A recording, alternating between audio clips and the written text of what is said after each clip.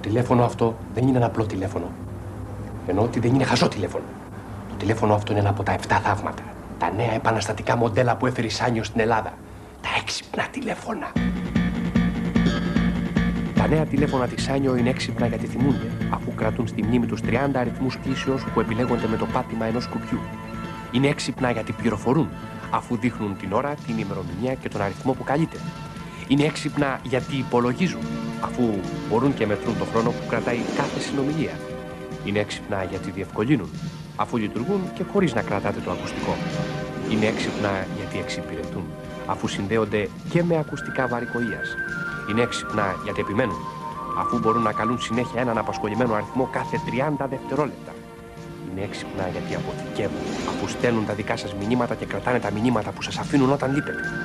Τα τηλέφωνα της Σάνιο τοποθετούνται σε τραπέζι ή τοίχο.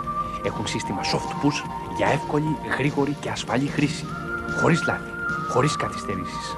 Έχουν δυνατότητα λειτουργίας και στα μελλοντικά ψηφιακά συστήματα επικοινωνίας. Οι έξυπνοι αποφασίζουν έξυπνα. Γιατί και στα τηλέφωνα η εξυπνάδα μετράει. Από τη Σάνιο. Για τους έξυπνους.